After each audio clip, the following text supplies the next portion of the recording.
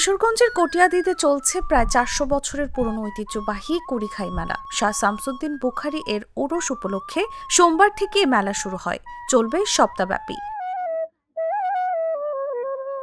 এ মেলায় রকমারি পণ্য ছাড়াও বড় আকারের মাছ দৃষ্টি কাটছে দর্শনার্থীদের। এছাড়া বাউল সাধকদের আধ্যাত্মিক গান ও সুরের মূর্ছনায় মেলা প্রাঙ্গণে তৈরি হয়েছে ভিন্ন আবহ। জানা গেছে, প্রায় ৪০০ বছর আগে কটিয়াদী উপজেলার মোমরদিয়া ইউনিয়নের কুড়িখাই এলাকায় আস্থানা গাড়েন ১২ আউলিয়ার অন্যতম আধ্যাত্মিক সাধক হযরত শাহ শামসুদ্দিন আউলিয়া সুলতান বুখারী। তার মৃত্যুর পর সেখানে গড়ে ওঠে মাজার।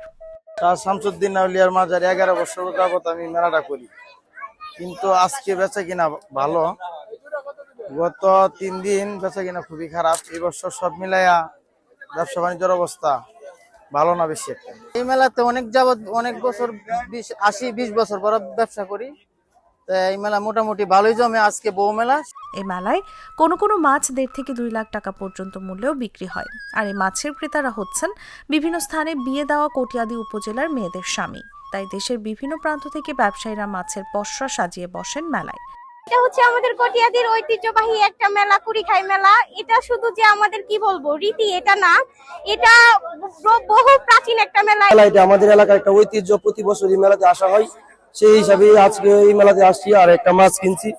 তো মেলাতে ঘোরাঘুরি করছি, সবাই মেলাকে উপভোগ করে। সেই হিসাবে আমরাও আসছি, ঢাকা থেকে বাড়িতে আসছি সবার সাথে মেলা উপভোগ করার জন্য। দর্শনার্থী, আগন্তুক, সাধক, ফকির ও বৈষ্ণবী সহ বিভিন্ন বয়সের নারী পুরুষের প্রাণের স্পন্দনে মুখরিত হয়ে ওঠে মেলা।